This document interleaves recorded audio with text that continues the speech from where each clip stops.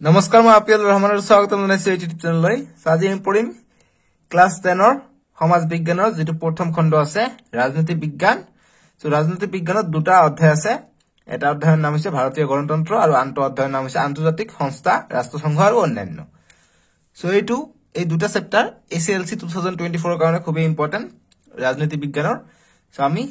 আজি এইটো ভিডিঅত ইয়াৰ important MCQ কি থাকিব এক্সট্ৰা কে মই এমসিকিউ বনাই দিছো এইকেইটা পঢ়িলে তোমালোকে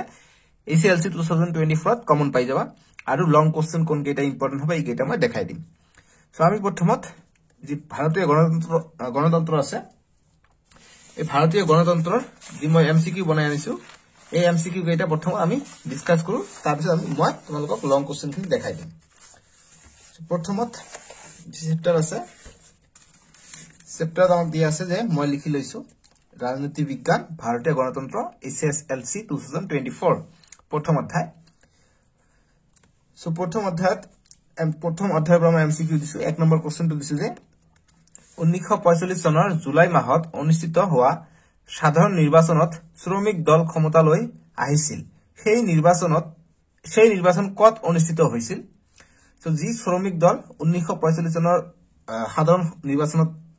মানে ক্ষমতালৈ আহিছিল মানে জিকিছিল গতে কত অনুষ্ঠিত হৈছিল এ দি আছে আমেৰিকাত বি দি আছে ইংলেণ্ডত সি দি আছে ভাৰতবৰ্ষ আৰু ডি দি আছে দক্ষিণ পাকিস্তান সো গতিকে ইয়াৰ উত্তৰটো হৈ যাব বি ইংলেণ্ডত ঠিক আছে তাৰপিছত দুই নম্বৰ প্ৰশ্ন যে ব্ৰিটিছ চৰকাৰে কিমান চনত কেবিনেট মিছনক ভাৰতলৈ পঠাইছিল গতিকে ব্ৰিটিছ চৰকাৰে কিমান চনত কেবিনেট মিছনক ভাৰতলৈ পঠাইছিল আমাক অপচন এ দি আছে 1945 চনৰ মাৰ্চ মাহত 1946 চনৰ মাৰ্চ মাহত সি দি আছে 1947 চনৰ জুলাই মাহত আৰু ডি দি আছে 1946 চনৰ জুলাই মাহত সো ইয়াৰ আনসাৰটো বি হৈ যাব ৰাইট আনসাৰ 1946 চনৰ মাৰ্চ মাহত ব্ৰিটিছ চৰকাৰে কেবিনেট মিছনক ভাৰতলৈ পঠাইছিল তাৰপিছত নেক্সট কোশ্চেন 3 নম্বৰ প্ৰশ্নটো আমি চাম 3 নম্বৰ প্ৰশ্নটো দিছো যে সংবিধান সভাই কেতিয়া খসড়া কমিটি গঠন কৰে কেতিয়া সংবিধান সভাই খসড়া কমিটিটো গঠন কৰিছিল প্ৰথম সো এটো মই দুটা অপচন দি দিছো চাৰিটা অপচন থাকিব পাৰে কিন্তু যেটো মুঠতে যেটো আনসাৰ হেতু ভালকে জানিলে অপচন কত দিয়া থাকে থাকক দেখাৰ দৰকাৰ নাই তোমালোকে ৰাইট চিন ক্লিক কৰি দিব পাৰা বা টিক কৰিব পাৰিবা সো এটো আনসাৰ হৈ যাব 1947 চনৰ 29 আগষ্টত খসড়া কমিটিখন গঠন কৰে 1947 চনৰ 29 আগষ্ট ঠিক আছে তিনৰ এ হৈ যাব ৰাইট আনসাৰ তাৰ পিছত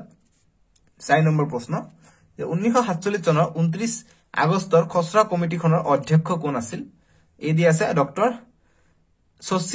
শচীনাদা নন্দ সিনহাই বি দি আছে ডক্টৰ ৰাজেন্দ্ৰ প্ৰসাদ আৰু সি দি আছে doctor B R Ambedkar so গতিকে সি হৈ যাব right answer doctor B R Ambedkar 5 number প্ৰশ্নটো দি আছে যে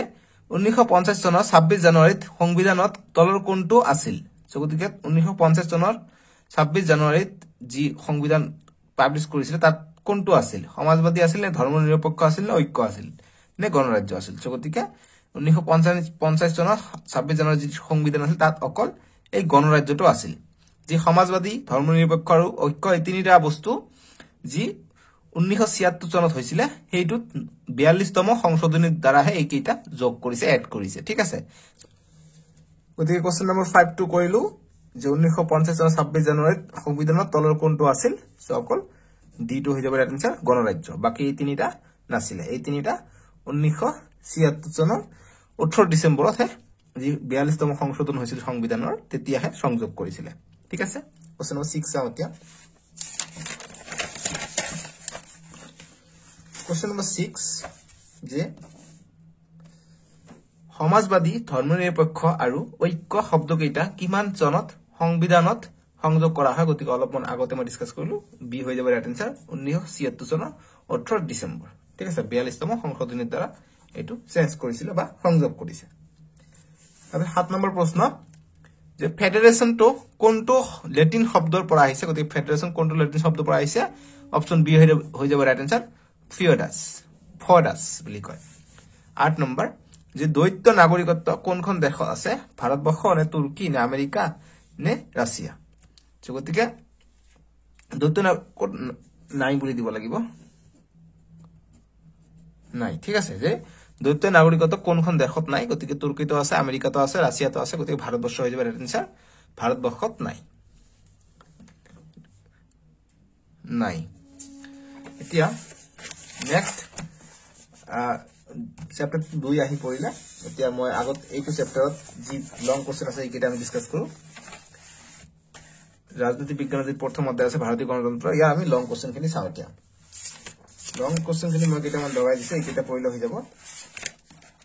অনুশীলনী তোমালোকে চাবা পেজ নম্বৰ 10 ত দিয়া আছে পেজ নম্বৰ 10 ত দিয়া আছে অনুশীলনী পেজ নম্বৰ 10 ত অনুশীলনী দিয়া আছে ঠিক আছে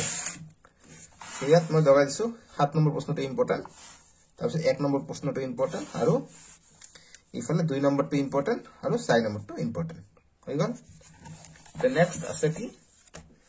নেক্সট আছে আন্তৰ্জাতিক সংস্থা ৰাষ্ট্ৰসংঘ আৰু অন্যান্য সো এইটো চ্যাপ্টাৰৰ পৰা মই এমসিকিউ বনাই আনিছো এমসিকিউ কেইটা আগত আমি ডিসকাস কৰিলা তাৰপিছত আমি লং কোশ্চেন চাম ঠিক আছে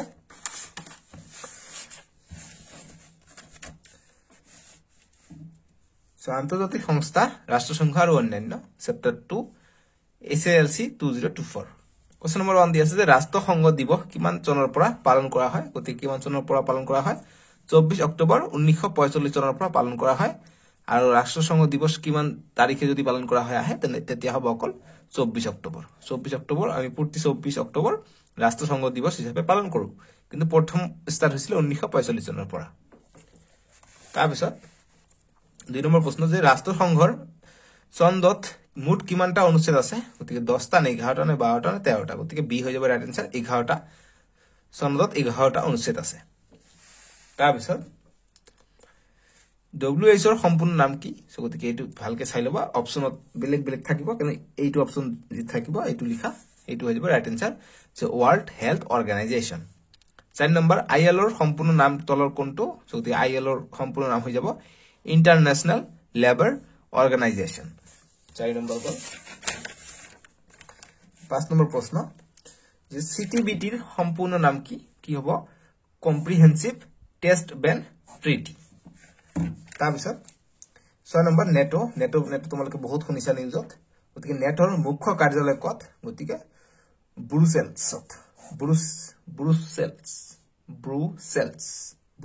তো এটা এক্সট্ৰা কে দিছো ব্ৰুসেলছত একচুয়ালি এইটো ঠাইৰ নাম হৈছে ব্ৰুসেলছ গতিকে নেটৰ মুখ্য কাৰ্যালয় ব্ৰুসেলছত অৱস্থিত তাৰপিছত LRRC ৰ সম্পূৰ্ণ নাম কি এইটো ইম্পৰ্টেন্ট গতিকে সম্পূৰ্ণ নামটো হৈ যাব south Asian association for regional cooperation so এইটোৰ মুখ্য কাৰ্যালয় আহে কেতিয়াবা যে SRRC ৰ মুখ্য কাৰ্যালয় কত গতিকে এইটো কাঠমাণ্ডুত আছে তোমালোকে অসমীয়াত কয় এইটো south Asian association for regional cooperation এইটো এছএমএছত কয় দক্ষিণ এছীয় আঞ্চলিক সহযোগিতা সংস্থা ইয়াৰ মুখ্য কাৰ্যালয় আছে কাঠমাণ্ডুত ঠিক আছে ইয়াৰ যি লং কোশ্চেন তোমালোকে পঢ়িবা